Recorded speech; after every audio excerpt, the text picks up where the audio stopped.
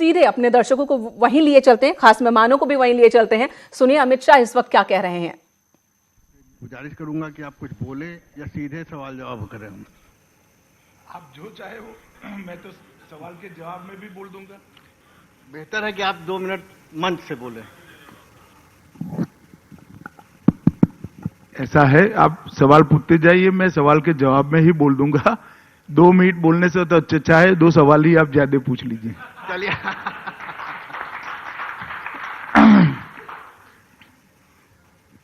अभी आप 5 राज्यों के चुनाव के सघन दौरे पे थे। हमको बताया गया आपने बहुत रैलियां की, बहुत भाषण दिए। क्या आप 11 तारीख को रिजल्ट आने वाला है, क्या आप इसको कैसे देखते हैं इन चुनावों को? देखिए, जहां तक रिजल्ट्स का सवाल है, भारतीय जनता पार्टी मध्य प्रदेश, छत्तीसगढ़ और राजस्थान तीनों राज्यों में सरकार बनाएगी, पूर्ण बहुमत का सरकार बनाएगी। तेलंगाना और मिजोरम में भी हम हमारी स्थिति को और मजबूत करेंगे, आगे बढ़ेंगे। और स्वाभाविक रूप से ये तीनों राज्यों में हमारा जो संगठन है, हमारी 15 साल से सरकार है, राजस्थान में भी 15 साल में 10 साल सरकार रही है। इसके बहुत सारे कामों को मैंने नीचे तक पहुंचते हुए देखा है और जनता ने कामों को स्वीकारा भी है, तो निश्चित रूप से अच्छा ही परिणाम मिलेगा। अमित जी, मैं सवाल जानना चाहूंगा कि ज्यादातर इलेक्ट्रॉनिक मीडिया ने आपको, तीसरे एबीपी ने आपको हरा ही दिया है, कुछ चैनलों ने आपको नंबर 2 बताया है। आपका क्या मत है? देखिए, हर बार चुनाव के बाद जो एग्जिट पोल होते हैं और एग्जिट पोल के बाद मीडिया का आकलन होता है, वो हमारे पक्ष में नहीं होता है, परंतु परिणाम हमेशा हमारे पक्ष में होते हैं। ये कई बार, मतलब 2014 से मेरा अनुभव है। अब एक अजीब प्रकार का रिश्ता है, जो है वो है, हम बदलना भी नहीं चाहते, ठीक ही है। अमित जी, मैं ये जानना चाहूंगा कि आप एनआरसी मुद्दे को लगातार उठाते रहे हैं, उठाते भी हैं। इसका बहुत जबरदस्त विरोध भी होता है, कुछ आपके विरोधी करते हैं। आप क्या इस बात से सहमत है कि एनआरसी जो आप ला रहे हैं वो होना ही चाहिए? देखिए, एनआरसी को आप भारतीय जनता पार्टी के साथ जोड़कर नहीं देखना चाहिए। नेशनल रजिस्टर ऑफ सिटीजन्स ये देश की मूल समस्या को एड्रेस करने का और मूल समस्या के समाधान का एक रास्ता है। कोई देश ऐसे कैसे चल सकता है कि कोई भी आकर यहां बस जाए? ये धर्मशाला है क्या? इस तरह से देश नहीं चल सकते। इस देश के जो नागरिक है वो ही यहीं रहने चाहिए। इस देश के संसाधन पर उन्हीं का अधिकार है जो देश में जन्मे हैं, देश के भविष्य के साथ इत्तेफाक रखते हैं, देश के इतिहास से जिनका जुड़ाव है, देश की संस्कृति से जिनका जुड़ाव है, उनका ही इस देश के संसाधनों पर अधिकार है। और जहां तक घुसपैठियों का सवाल है, मैं निश्चित रूप से मानता हूं देश की सुरक्षा के लिए भी एक खतरा है। देश की सुरक्षा अगर सुनिश्चित करनी है तो घुसपैठ को रोकना पड़ेगा।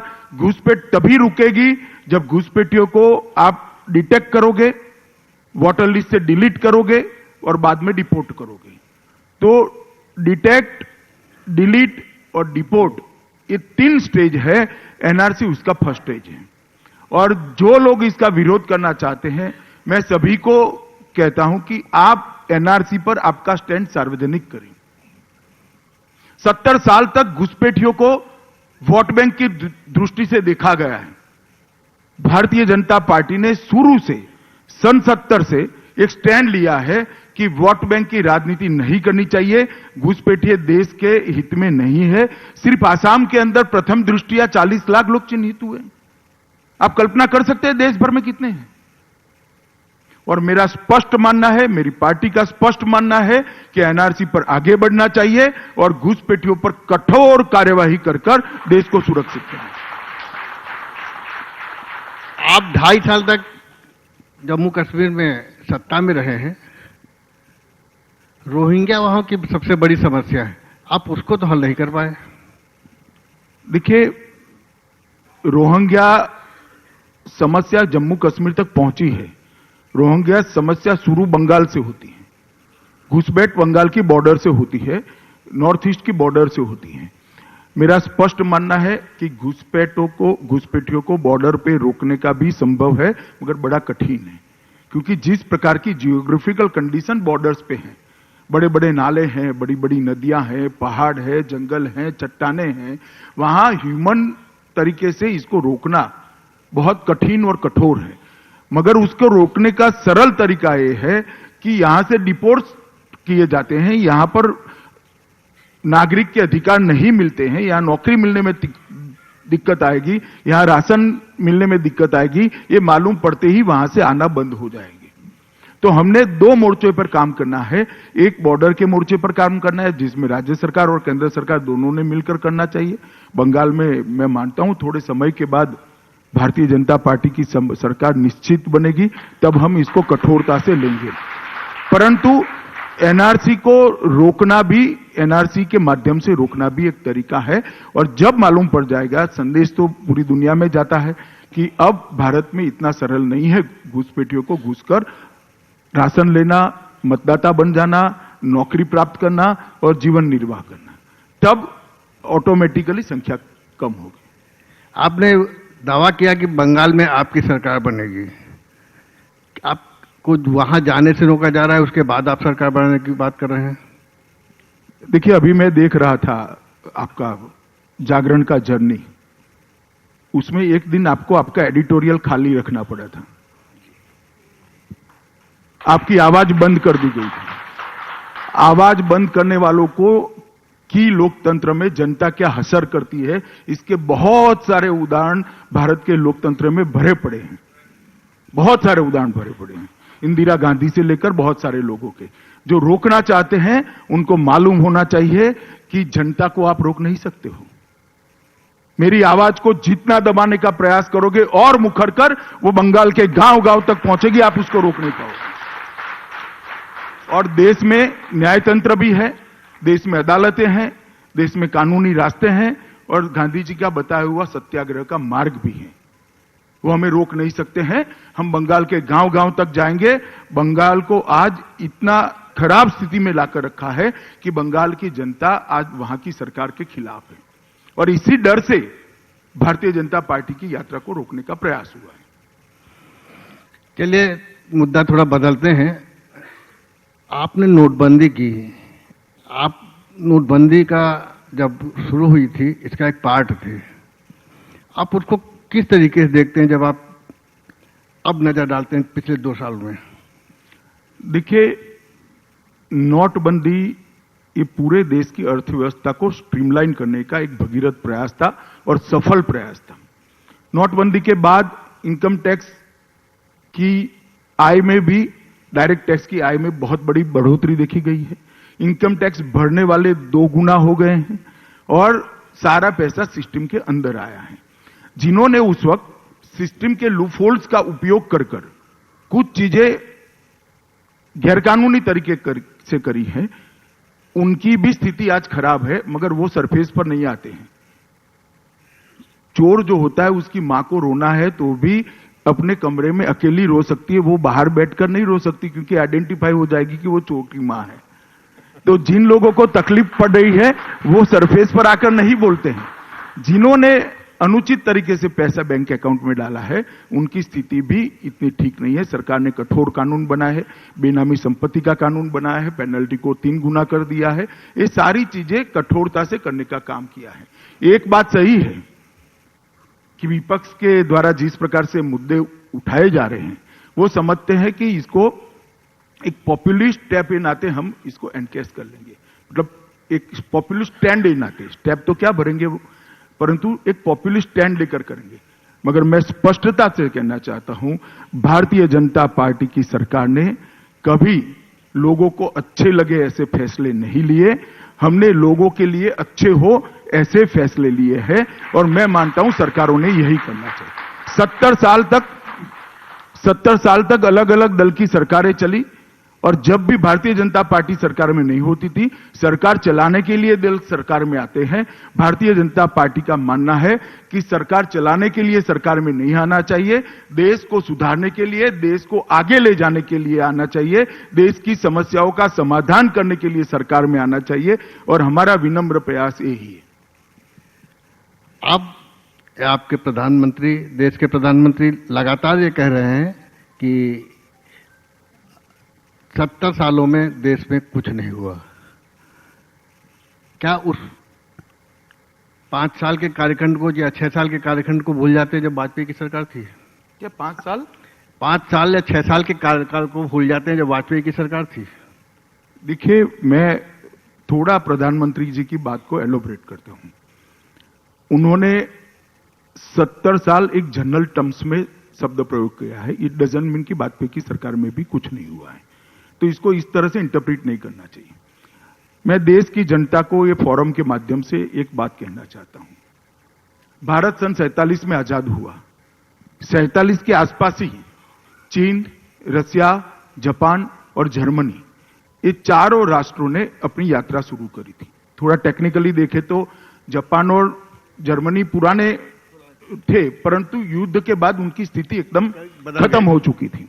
रसिया और चीन नई व्यवस्था में आए थे, कम्युनिस्ट व्यवस्था वहां उसी। आज भारत, चीन, जापान, रसिया और जर्मनी कंपैरिजन हो सकता है क्या? नहीं। तो किसकी फेल्योर है? ये संविधान की फेल्योर नहीं है। संविधान ने लक्ष्य रखा था एक वेलफेयर स्टेट। वेलफेयर स्टेट शब्द पश्चिम के रेफरेंस में मैं नहीं कह रहा। यहां पर एक कल्याण राज्य, एक राम राज्य की स्थापना करने का लक्ष्य रखा था। डेमोक्रेटिक सिस्टम के माध्यम से देश के गरीब को ऊपर उठाने का प्रयास किया था। और 70 साल तक, मैं फिर से प्रधानमंत्री की ही बात दोहराता हूं, 70 साल तक मूलभूत समस्याओं को किसी ने एड्रेस नहीं किया। भारतीय जनता पार्टी की, नरेंद्र मोदी सरकार और अटल जी की सरकार अकेली ऐसी सरकार है जिन्होंने मूलभूत समस्याओं की ओर देश के खजाने को मोड़ा। जैसे जीडीपी को पहले उद्योगों के विकास के साथ ही जोड़ते हैं, मगर देश में जब 8 करोड़ शौचालय बनते हैं तो जीडीपी की बढ़ोतरी होती है या नहीं होती है? 2 करोड़ घर होते हैं, जीडीपी की बढ़ोतरी होती है या नहीं होती है? 19,000 अंधेरे गांवों में बिजली पहुंचती है, जीडीपी की बढ़ोतरी होती है या नहीं होती है? 2.5 करोड़ लोगों के घर में पहली बार बिजली पहुंचती है, जीडीपी की बढ़ोतरी होती है या नहीं होती है? ये सारी चीजों को हमने जीडीपी के साथ भी जोड़ा है और देश के गरीब से गरीब व्यक्ति को आगे बढ़ाने का, उसके जीवन स्तर को ऊपर लाने का काम किया है। मिश्रा जी, मैं आपको बताना चाहता हूं, मेरा आपसे एक दोस्ताना एडवाइस है, किसी गांव में दलित या आदिवासी गरीब महिला को जिसके घर में गैस पहुंचा है, एलपीजी का सिलेंडर पहुंचा है, उसके घर पर एक बार चाय पी कर आइए। साइकिल पर रोज घूमने वाले व्यक्ति को घर में एक बार गाड़ी पहुंच जाती है तो जितना उसका पूरे परिवार का मनोबल बढ़ता है, इतना ही मनोबल कंडे और टहनियां जलाकर जो खाना पकाती है वो महिला के घर में सिलेंडर पहुंचता है तब पहुंचता है। एक महिला हर रोज शर्म के मारे खुले में शौच करने के लिए मजबूर होती है, उसके घर में बगल में टॉयलेट बन जाता है, उसकी खुशी का अंदाज हम दिल्ली के ल्यूटियन में बैठकर नहीं लगा सकते। ये मूल परिवर्तन भारतीय जनता पार्टी की सरकार ने लाया। और दूसरा परिवर्तन लाया सोचने के स्केल में बदल करने का परिवर्तन। 70 साल तक देश किस तरह से चला? टुकड़ों टुकड़ों में देश चला। हम 2000 गांव में बिजली पहुंचा देंगे, हम 5000 गांव में पहुंचा देंगे। हमने तय किया कि दोबारा चुनाव में जाएंगे, एक भी गांव ऐसा नहीं होगा जहां बिजली नहीं होगी। ये सोच में परिवर्तन है। समस्या से निपटारा ये सोच का लक्ष्य होना चाहिए। समस्या का पिसमिल निपटारा लक्ष्य नहीं होना। हमने लक्ष्य रखा है कि 2022 में देश में एक भी घर ऐसा नहीं होगा जहां गैस नहीं होगा। हमने 4 साल के अंदर देश के हर घर में बैंक अकाउंट पहुंचाने का काम समाप्त कर दिया है। देश के गरीब नागरिक को देश के अर्थतंत्र के साथ जोड़ने का काम समाप्त कर दिया है। हर गांव को रोड के साथ जोड़ दिया है। 500 ऑप्टिकल फाइबर से जुड़े हुए गांव थे, आज 1,30,000 गांव ऑप्टिकल फाइबर से जुड़ गए हैं।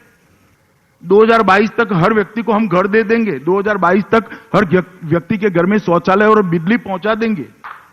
ये मूलभूत परिवर्तन जो आया है, केवल 19 का चुनाव होने वाला है। देश की विदेश नीति कैसी हो, देश की रक्षा नीति कैसी हो, देश की सीमाओं की सुरक्षा कैसे बने, देश के बच्चों को R&D का प्लेटफॉर्म कैसे दिया जाए, स्किल इंडिया के माध्यम से देश के बच्चों को कैसे आगे, ये सारी चीजों को छोड़कर एक मजबूर सरकार ला दो, क्योंकि सब इकट्ठा बैठकर भ्रष्टाचार करते रहे, कोई किसी को कुछ न बोले।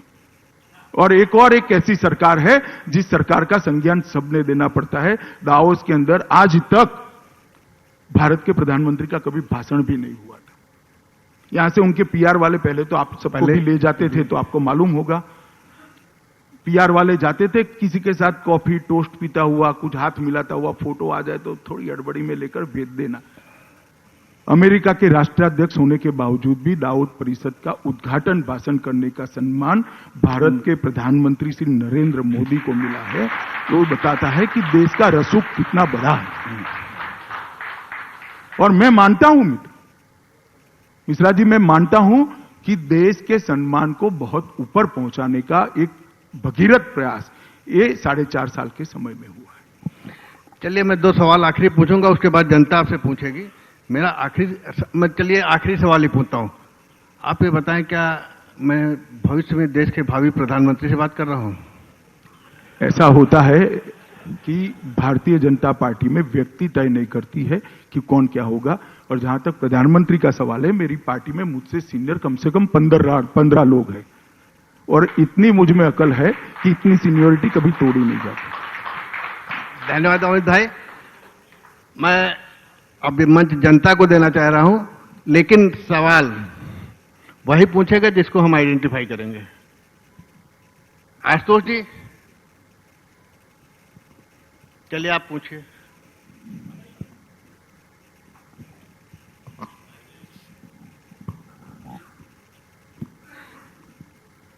अमित भाई, आपका स्वागत है। मैं जानना चाहता हूं कि माननीय प्रधानमंत्री जी अयोध्या कब जाएंगे? वो तय करेंगे तब जरूर बता देंगे आपको। गुड इवनिंग अमित जी, मैं नेहा शालिनी दुआ, बेटी बचाओ बेटी पढ़ाओ की संयोजिका हूँ भारतीय जनता पार्टी से।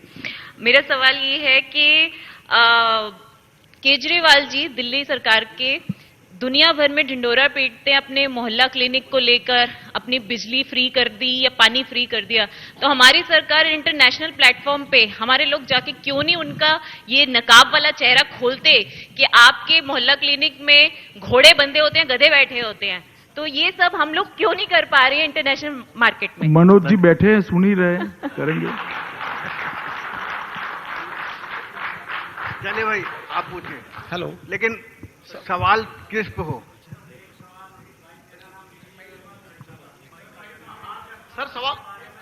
सर मैं सवाल एक सेकंड पहले अग्रवाल जी का ले लो, महत्व का सवाल है। ठीक है सर जी। जो सवाल मिश्रा जी ने पूछना चाहिए था, मेरी शर्म में शायद नहीं पूछा है उन्होंने। महागठबंधन के बारे में आपकी स्पष्ट राय क्या है? क्या बैठ बनेगा? जाइए, मैं बताता हूं। अच्छा हुआ आपने सवाल पूछ लिया। देश भर के लोगों के मन में भी ये असमंजस स्थिति है। ये महागठबंधन ढकोसला है, ऐसा कुछ नहीं हो सकता। आप मुझे बताइए, मध्य प्रदेश के चुनाव में अगर ममता बनर्जी भाषण करने आए तो मध्य प्रदेश के चुनाव पर क्या गुणात्मक परिवर्तन हो पड़ सकता है? देवगौड़ा जी छत्तीसगढ़ चले जाएं तो क्या परिवर्तन पड़ेगा? चंद्रा बाबू जी राजस्थान चले जाएं तो क्या परिवर्तन पड़ेगा? और अखिलेश यादव तेलंगाना चले जाए तो क्या परिवर्तन? ये सब अपने अपने राज्य के नेता हैं, हमारे सामने लड़े हैं, हमारे सामने हारे हैं, और उनको हराकर हम यहां आए हैं। सिर्फ एक मंच पर से हाथ मिलाकर खड़ा करने से वोटों का योग नहीं होता है। ये पॉलिटिक्स है, पॉलिटिक्स केमिस्ट्री होती है, फिजिक्स नहीं होती है। 100 ग्राम के अंदर 100 ग्राम ऐड कर दो तो 200 नहीं होता है। यहां 2 पदार्थों को इकट्ठा कर दो तो संयोजन होकर तीसरा ही पदार्थ बन जाता है, इनको मालूम नहीं है।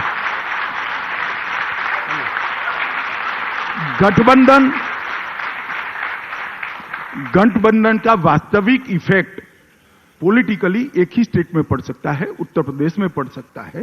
ये दोनों पार्टियां अगर इकट्ठा होती है तो एक बड़ी चुनौती भारतीय जनता पार्टी के लिए खड़ी होती है। मगर भारतीय जनता पार्टी विगत कई चुनावों से 44-45% वोट प्राप्त करी है। हमें 6% वोट का फासला काटना है। ये दो पार्टियों के कॉन्ट्राडिक्शन के वोट 6% से ज्यादा होते हैं और हमारे संगठन को हमने और मजबूत और पैना बनाया है। भारतीय जनता पार्टी उत्तर प्रदेश में 51% की लड़ाई लड़ने के लिए तैयार है। जिसको इकट्ठा होना है वो हो जाए। सर एक सवाल, अमित शाह जी एक क्वेश्चन करना चाह प्रशांत जी एक सवाल सर इधर से। एक भ्रष्टाचार मैं देख रहा हूँ पिछले 40 साल से सुन रहे आ रहे हैं कि भ्रष्टाचार बढ़ता ही जा रहा है और भ्रष्टाचार का जवाब में जब भी कोई पार्टी जवाब देती है तो वो सरकार दूसरी सरकार पर तोहमत लगा के अपने भ्रष्टाचार को दबा देती है। ये मुझे समझ नहीं आया कि एक दूसरे की